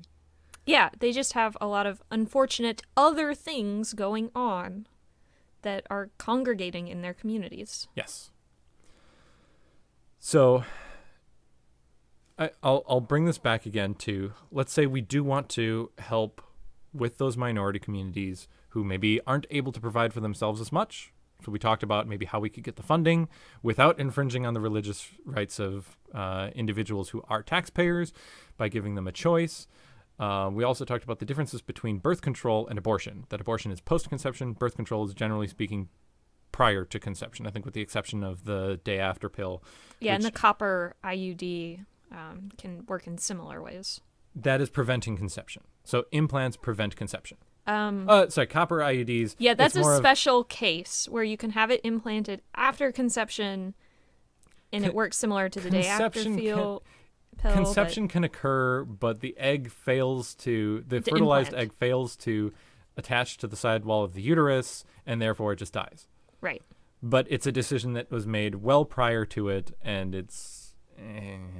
yeah, it's kind of a weird gray area. Immediately after conception, and it's passive. Right. So I'm considering that to be the same as prevention. An argument that I've heard made, not publicly, but let's introduce it. A 3 strikes you're, quote, out, unquote. The idea that abortion should not be used as the primary source of birth control. Number 1, it's expensive. Number 2, it's a risk to the mother. And number 3, it has a philosophical issue, that other people are raising flags about. And again, it is a risk to the mother. Regardless of what you're doing, you are killing something inside of you, and if you're doing it chemically, that puts you at risk. If you're going in physically, with some sort of tool or drill or whatever ends up going into actually physically killing the child, it puts the mother at risk. The later you do it, the more at risk you are. And to go a little bit to the adoption thing, particularly late-term abortions, even if you abort the baby, you still have to get it out. It still has to come out. And so if it's almost completely formed and you have to do a C-section to get the aborted fetus out, why not take it out alive and put it up for adoption? Which is an argument against late-term abortion, that it should just be put up for adoption because you have to get the baby out anyway. And it's a similar risk to the mother regardless whether or not you induce childbirth or if you give a C-section, regardless of whether or not the baby's dead or alive, you need to get it out. Yeah. But to go back to the 3 strikes you're out rule, I don't think that abortion should be used as primary birth control because of the risk factors associated with it, because of the philosophical issues associated with it, and because of the costs associated with it. It's a huge burden on society, especially when compared to really cheap forms such as condoms or arguably cheaper, the birth control pill. It should not be used as the primary source. It's bad for everyone, including the baby. So I think that abortions should be provided as a safety net so that you know, okay, if I do get pregnant, I still have a way out and I'm not tied to, yes, you must have this child, even if, for instance, since condoms are not 100% effective, well, what happens if it doesn't work? There should be that safety net. Right. I think it's very important to keep it as well. However, you are putting yourself, the baby, obviously, and many others in a disposition and at risk by using abortion. So first 2 should be permitted. You can get abortions for the first 2 times. First is okay and oops. Second time is maybe you're not being careful enough and we should make sure that you're well educated on birth control, but okay. The third time you come in, I think arguably there should be a semi-permanent sterilization. I'm not talking snip your balls off or tie your tubes. Actually, tying tubes is semi-permanent, not permanent. Not removing the ovaries, but like an arm implant.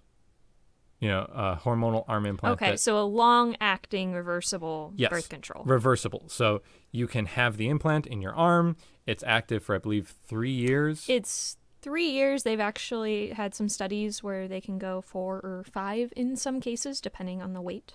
Sure, but a safe way is 3 years. Right. So you can put the implant in. Do you know how much those cost?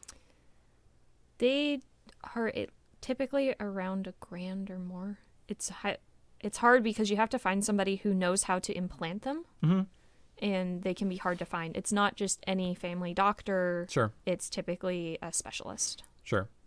But abortions are, I believe, still more expensive than that. Oh, by far.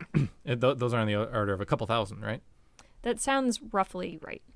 So it's multiple times more expensive to get an abortion than it is to get specifically the arm implant or hormonal implant to prevent pregnancy. So if you've had 3 abortions now, or you're coming up on your 3rd abortion, you have demonstrated very clearly that obviously you are not good at maintaining your own birth control.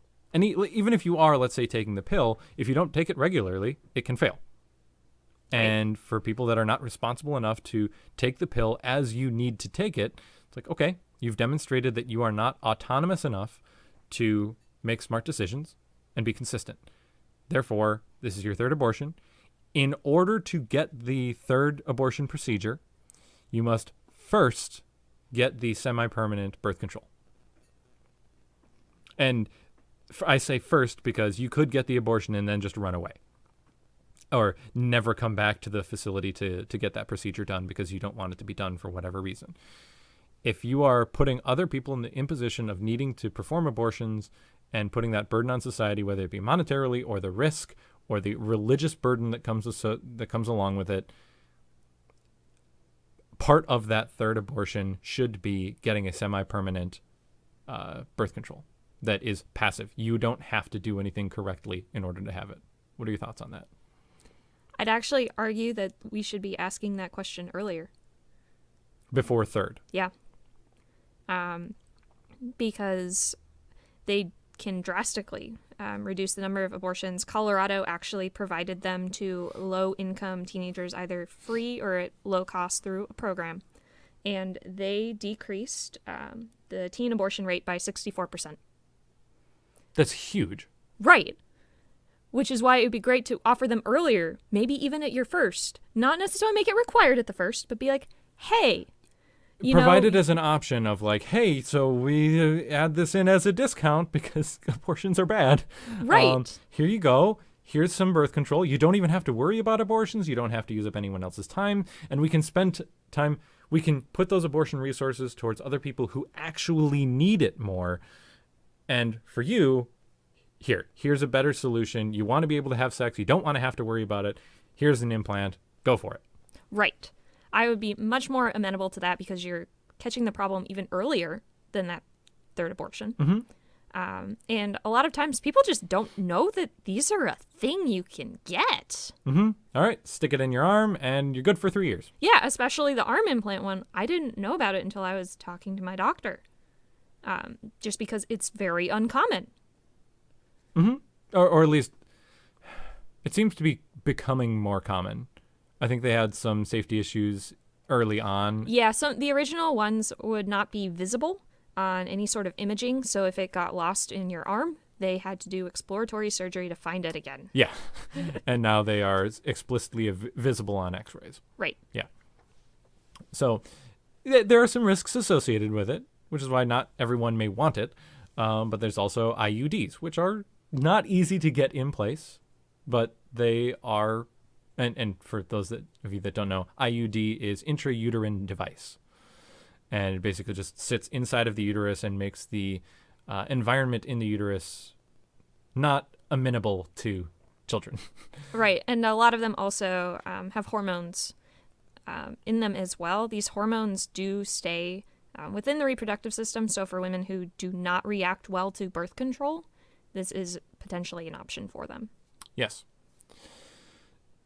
And I agree with you that having that as an option from the get-go, as a birth control option, is great. And I think that that's a separate issue, that it should be provided as an option for birth control in general.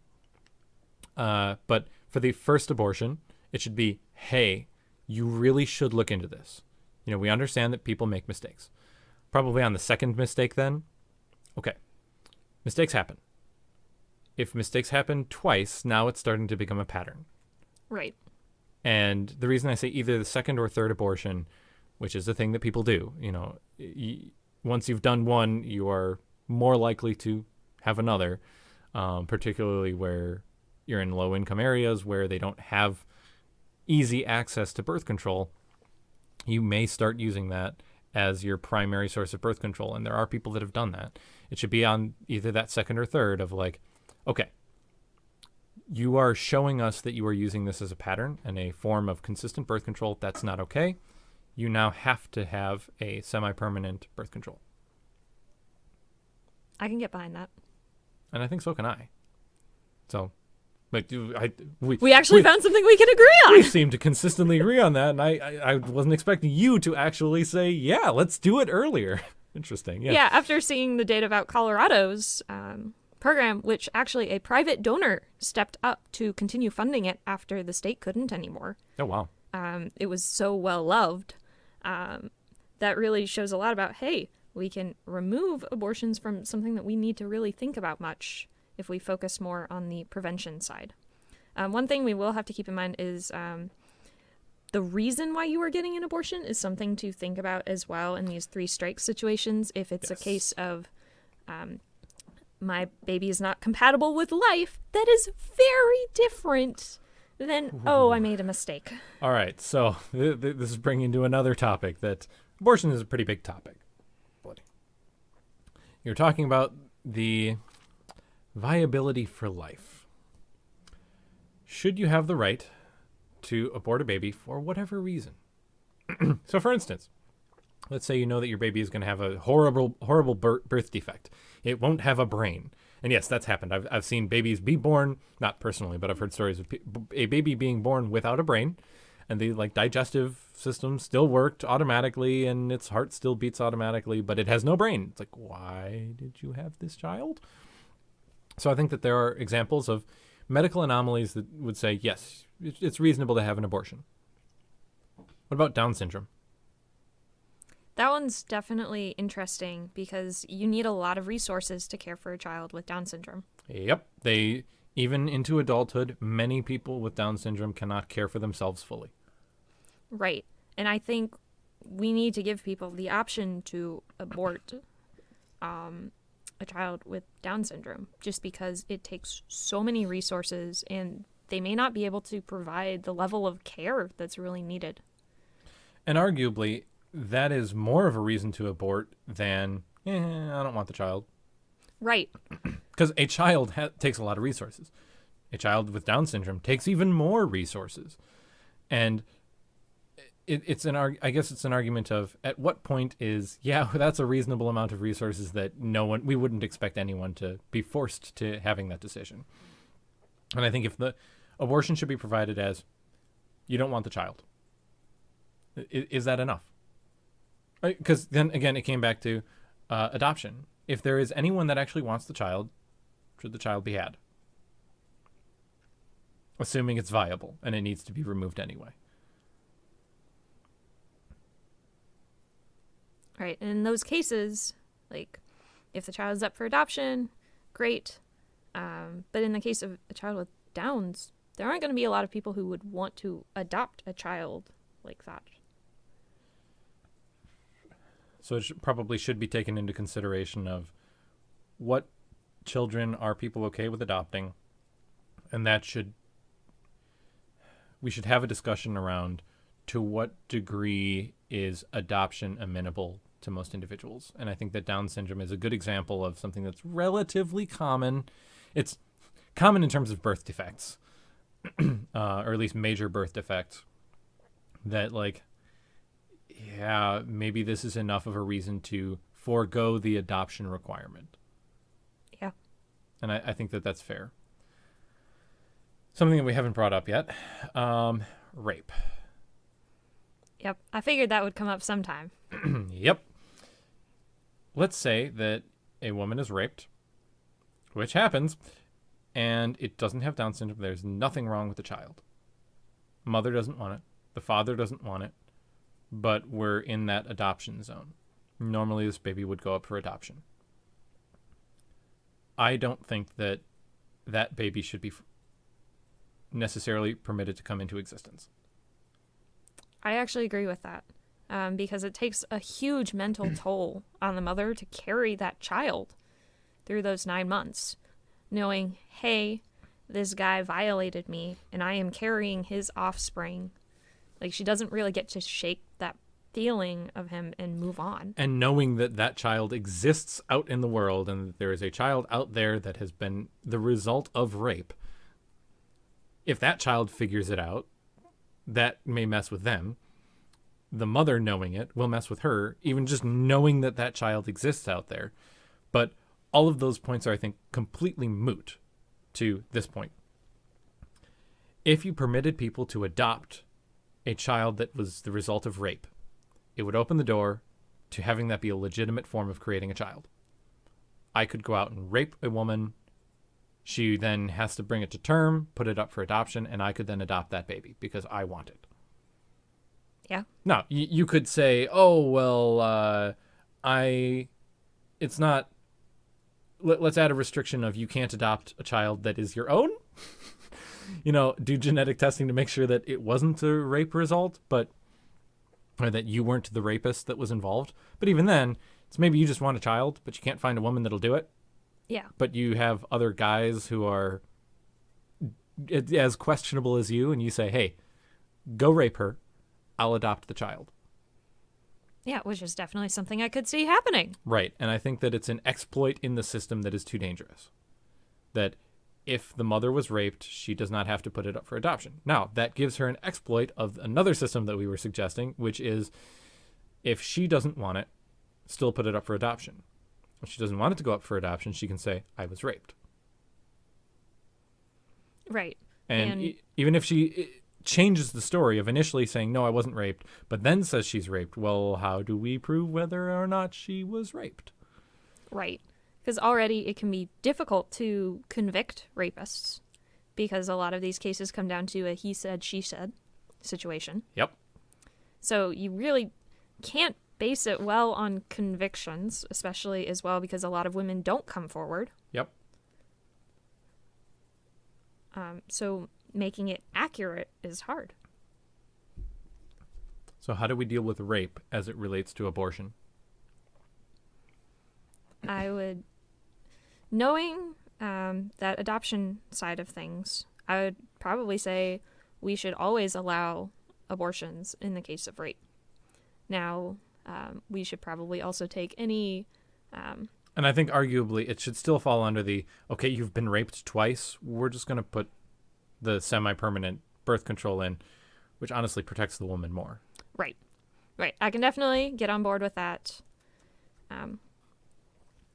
And, she should have a say. I think it would still need to be subject to any of the weak restrictions. If somebody were to say, we as a society should not allow abortions after such and such time in the pregnancy, I think children from rape should also be subject to that restriction. So if you were raped, you have an inclination of, I might get pregnant. And so you should be looking into terminating that pregnancy very early on. So the upper limit of how late can you abort a child shouldn't even come into question. That you should be starting those discussions like, hey, so last week I got raped. I do not want to have this baby. And go forward in that way. Right. That if you do not bring up, I was raped very early on, and that should be the first part of the first discussion that you have about with getting an abortion, then rape should not be able to be used as a reason. That should be one of the first things you say is, was I raped?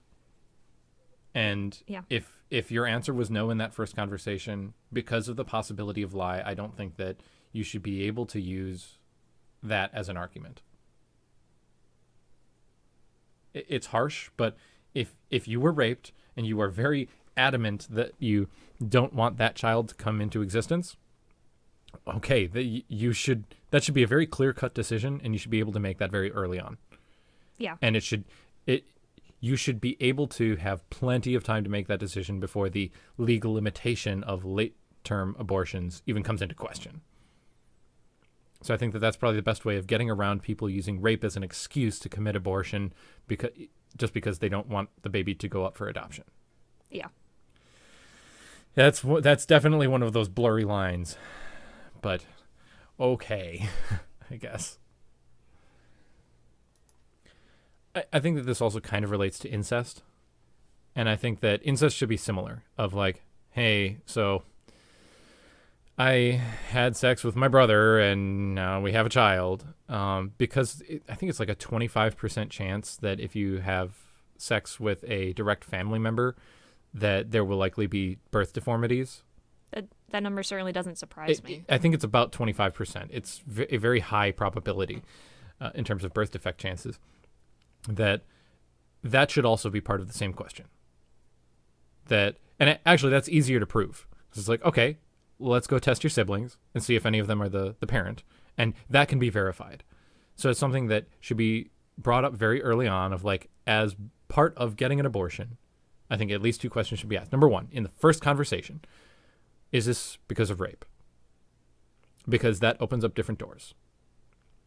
And number two, is this because of incest? And if it is, you should verify through genetic testing whether or not it was because of incest. And if it was, there should be an encouragement to abort the baby because of the burden that bringing it to fruition would bring on the child and the risk of genetic deformity. It's something that generally wouldn't be good to have in the gene pool.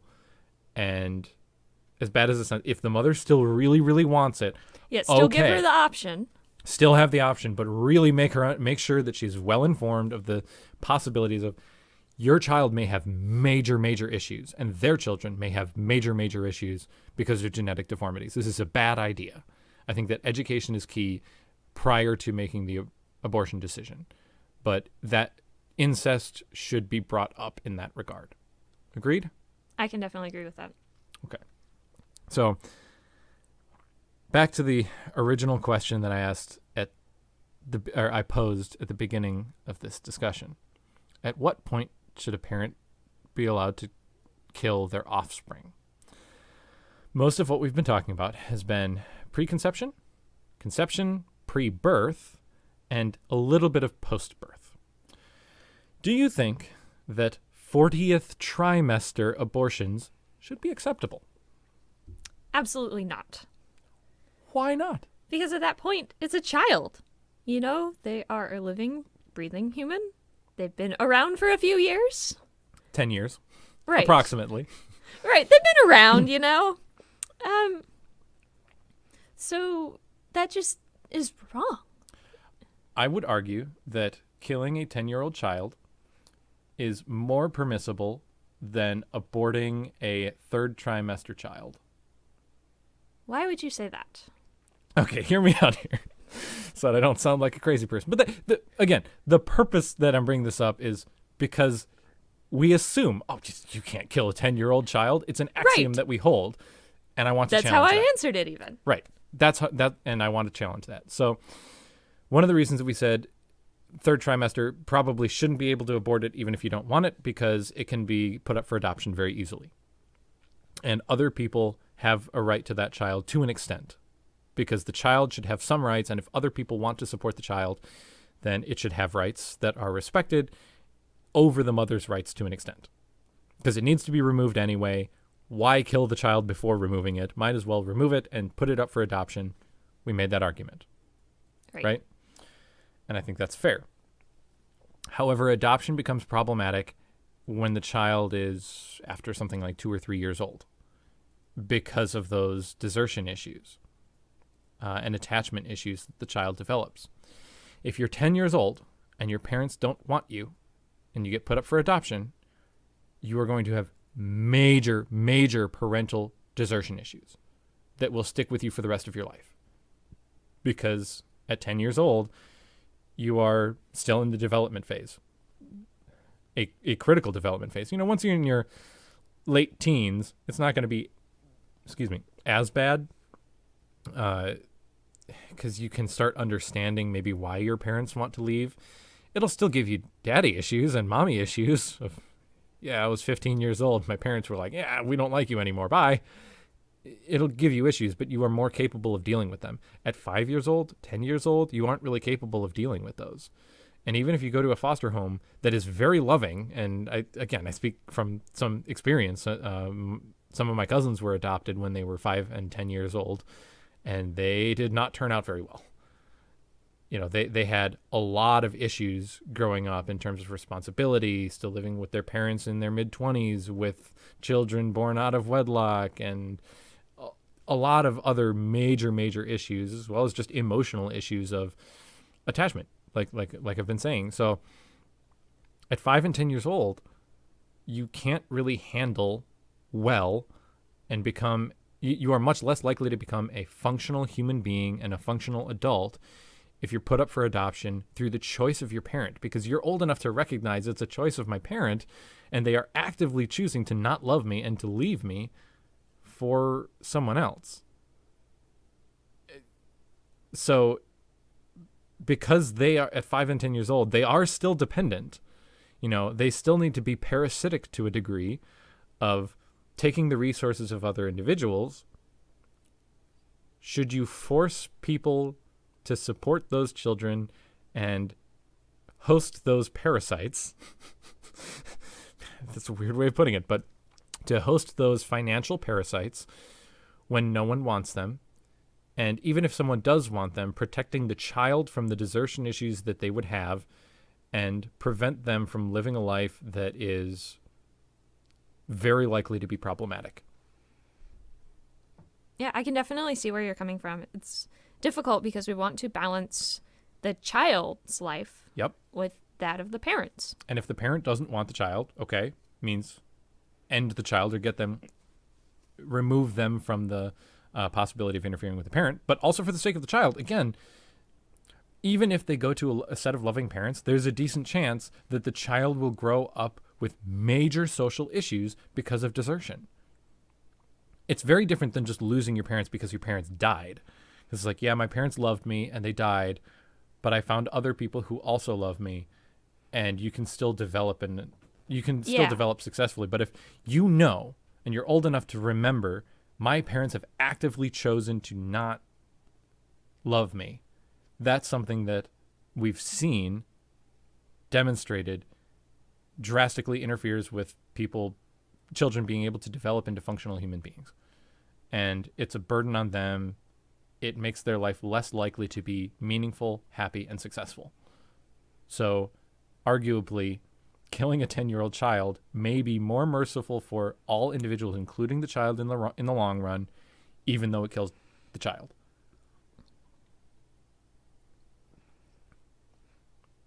Right. And I think that's really tricky because, yeah. What do you mean that's tricky? I I'm know, talking about killing 10-year-old children. How is this tricky? I know, because I would rather us not kill children because you never know what they're going to grow into and help society. But like you said, they're not going to be happy in many cases. You know, there's only going to be a small subset that would be okay being adopted by another family. And the probability of things going wrong is so high that you'd essentially be taking them out of their misery. Right. And like you mentioned, you never know what they're going to grow up to be. Yes, but if you know that they are going to be growing up under circumstances that increase the likelihood of them becoming a non-functional or an individual that is a burden on society or a risk to society with an increased criminality or increased emotional issues, that they're emotionally unstable, you don't know who they're going to grow up to be. Maybe they'll grow up to be the next Hitler. Maybe they'll grow up to cure cancer. Who knows? But when you change the disposition and the likelihood of them becoming a bad person, the possibilities of you don't know who they'll grow up to be increasingly go more towards maybe we don't want this person in society and maybe we should actually terminate them. And arguably for the people that are saying, oh, well, we should terminate unwanted babies anyway. It's like, okay, if you want to terminate unwanted babies and you acknowledge that they are their own human beings and even up to the day of birth where they could function outside of the womb, how is that significantly different from a 5-year-old or a 10-year-old that is completely dependent still on a parent, just like in the womb they're completely dependent on the mother? They can't live on their own. How is a 5-year-old different than a 36-week-old that is still in the womb in terms of dependency and the right of the mother to decide whether or not it lives or dies? How is that different? I think the biggest difference really comes down to what that child's life would look like. A 36-week fetus is really late. It would likely be born and adopted. It's not going to remember terribly much about that adoption. And it won't have the desertion issues. Right. Or is less likely to. Right. So it's going to be significantly better off. It's going to live a much happier life than, say, that 10-year-old who... So arguably, it makes more sense to kill an unwanted 5-year-old than it does an unwanted 35-week-old. By that logic, it does. As much as I hate saying that we should kill children in this way. In a way, it is logical to kill 5-year-olds more than it is to kill a third trimester baby. Right. Is that the result that you expected to have out of this conversation? No, not at all. But is there anything inherently wrong? Again, we're challenging the axiom of it's wrong to kill people and it's wrong to kill children, specifically with your offspring. It's the idea that a child that we have very good reason to believe will not be successful in terms of being a happy or satisfied human being, arguably preventing them from ever experiencing that misery is probably one of the best things that we can do. And if the rules that we had around adoption and saying, yes, you need to put this up for adoption, and as long as it's done early enough, it's okay, arguably if the parent stops wanting it and both of the parents stop wanting the child, maybe you should just end the life of the child. And it's weird that for the sympathy of the child, not just for the sympathy of the parent, which I think is where a lot of pro-abortion individuals are coming from, is for the sympathy of the parent. The later you go, it's more for the sympathy of the child. Yeah. And for the sympathy of the parent. So the older the child gets, the more it is for protecting the child in a weird way. Because because of those commitment issues, that they're more likely to develop those the later in life. So it's kind of this weird, I guess if you can imagine a graph of who are we doing this for? Early on, it's completely for the sake of the parents.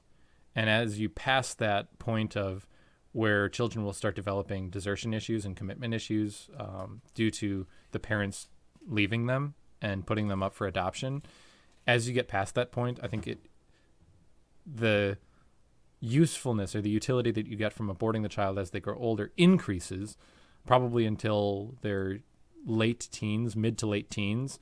Yeah, we definitely want to put a cap on Right, this, so we couldn't just be like, oh no, I want to abort my 35-year-old son who still lives in my basement. Right, and that's one of the things I wanted to bring up. Is like, okay, hey, I have a son, 35 years old, still living in my basement. I just want to kill him. Then we're getting into really, really, like, this isn't even gray. This is like just way off to one side. No, this is very questionable. But even in that case, it's like, okay, you're a burden on society. And this comes, I guess, we're getting more into the idea of, at 35 years old, a homeless problem. What do we do with homeless people? Which it sounds like maybe that should just be a completely separate topic. That's what I'm thinking. I think specifically related to children, if you're at the point where you're through the developmental phases, which is arguably at about 21, you are your own functional human being, and you're as good as your parents can probably make you. There's still some improvements, but you're still learning a lot from your parents in your teenage years, like a lot of not just what to think, but how to think. You're still learning that in your teenage years. Developmentally, though, at about 4 years old, I think is about the cutoff, where there have been studies done on antisocial behavior as it relates to criminality. If your child is 4 years old and they cannot socially interact successfully with other 4-year-olds, it's almost certain that they will become a criminal and that they will never recover from it for the rest of their life. It's something that socializing is something that kids need to learn when they are very, very young. And if they don't learn it very, very young, they will be a failure as a human being, essentially, in terms of what we would consider a successful human being, being, a part of society that isn't a criminal and can work together with other people, that they can integrate with society. And if you don't have that by 4 years old, generally speaking, you can't recover from it. That doesn't mean that once you're past 4, you're in the clear, because if you're at 10 years old and then you start getting into really bad influence, like gang violence, okay, that can definitely pull you back down. And I think not having either of your parents want you will definitely pull you back down.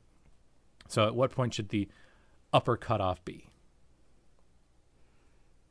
Well, if we want to be consistent with a lot of other things that determine when you're an adult, we'd say 18. Mm-hmm. That seems really old for a parent to say, you're 17 years old, but I don't really like you anymore. All right, time to go to the abortion clinic. Right. That definitely seems off. A lot of states allow minors to be emancipated at 16. Yep. Which still seems kind of late. Yep. I think the point at which you can start being self-supportive is the point at which the parent should no longer have complete dominion over their child. I could see that. Which, generally speaking, is maybe around 14 or 15 is when you can start getting jobs. It's definitely state dependent. It is state dependent. But that's really the point where it's like, you can work. And I mean, throughout history, children have started working like in factories at 10 years old. And we have child labor laws that protect against that. But it doesn't mean that, having a 10-year-old, would it be better for their parents to desert them and have them maybe work at a facility that does have proper safety rules in place to make sure that they aren't put into unnecessary risk? But is that better for them than just killing them? And is that better for them than...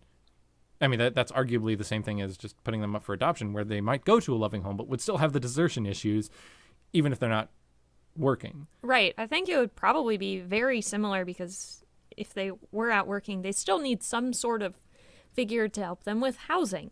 Mm-hmm. Because a 10-year-old who is working in a factory probably can't afford an apartment. I would agree. And also, I don't think that they are knowledgeable enough to be able to manage finances. Right. So there would have to be somebody looking over them. Yep. Which would probably be the government. Probably, which means that their burden is going to other individuals. And if they don't have an adopted family, which reduces the likelihood of them having the desertion issues that we've been talking about. Without an adopted family, it's pretty clear that no, maybe this child shouldn't exist anymore, and they should be terminated or killed, whatever you want to call it. I mean, especially at this point, yeah, it's killing. But what should be done about those cases? If a parent hates their child, it's ruining the parent's life, it's ruining the child's life. What do you do in those situations? I don't think there's really a good answer. But in effect, it's the same question as abortion of when they're still in the womb. The decisions that you're making are trying to prevent that problem from happening. Saying, I want to end the life of this child because I don't want to be burdened by it, and I don't want that child to be burdened by having a parent that doesn't want it. That's the same thing as a child being 10 years old and you not wanting that child anymore. Yeah, you're much deeper into the weeds, but it's still the same question, just at a different point in time. And I think for the people that are advocating for unquestioned abortion during late-term abortion, where the fetus could exist outside of the womb, assuming that someone wants it, ask yourself, what differentiates that from a 10-year-old? Or a 5-year-old? Or a 3-year-old? At exactly what point do you draw the line? I think it's always going to end up being a pretty blurry line because it's dependent on when you as a person consider those different. Mm-hmm. Yeah, and this is, again, one of those topics that it's just such a wide range. That blurry line is so wide because most people start ending the conversation at or very soon after birth. Right. And the conversation really starts around conception. Sometimes people will go as far as saying masturbation is murder, but those are an outlier. Sure. For the most part, it's from conception to birth is the range where we're normally talking about it. But arguably, once you have a viable child, it's similar to 3, 5, 10-year-olds. And I think that we need to, as a society, discuss what are the differences between those, because especially in philosophy, there's usually never a clear-cut line. And I think that this is a perfect example of that, where we normally have an idea of where we want to put the lines, but those lines can move. And it's hard to come to an agreement about what those lines should be. Like, we have an idea of it should be within this range that a lot of people can agree with, but pinning down exactly where in that range is difficult. It is. And, if you look at historically, excommunication was a thing, or denouncing your child of, no, you're no longer my child. Even if they were young, if they were 12 years old and did something really, really young, you could denounce them as your child and they would go live and basically be homeless. And if you're talking 500 years ago, homeless meant you were going to die, essentially, especially if you're 12 years old. So it's something that historically has happened. You're not going to necessarily actively put an axe into your kid's head, but leaving them to the whims of nature is effectively a death sentence in a lot of cases. And historically it has happened. So what makes it wrong today?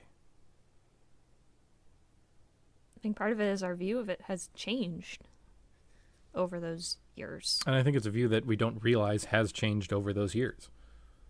And we're so focused on the abortion debate right now of like, oh, well, it is okay to outright kill. Not just, oh, let nature take its course, but outright say, nope, I am going to take this chemical or put this chemical into my uterus and it will kill the child. Okay, that's an extreme, but at what point do you draw the lines? And I think that for the people that are advocating for it, very explicit lines need to be drawn. Yep. And specific options and alternatives should also be provided for everyone. It should not just be abortion is the only option. It should be, here's abortion as an option. Here are some other ideas of you can let the child live and put it up for adoption. Also, here are some birth control options. I think that the more options as possible, the better. The more educated of a decision that people can make, the better. So again, going back to the idea of ultrasounds and saying, yes, you should have an ultrasound, as well as make sure that, if possible, have the father give input to the mother, to make sure that we can make as informed of decisions as possible, so that even if people regret it later in life, they can take solace in the fact that they made the best decision that they possibly could with the information available at the time. And that's probably the best that we can do. Give people options, make sure that people have a well-informed decision, and maybe start having the longer-term discussions of religious implications of killing 5-year-olds. Is that a fair point to end it on? I think so. I did kind of plan to bring it to this point of stretching the abortion topic out into childhood. I think it went about as well as I could have expected. So, anything else you wanted to add about this topic? Nope. All right. Well, hey everyone, thanks for listening.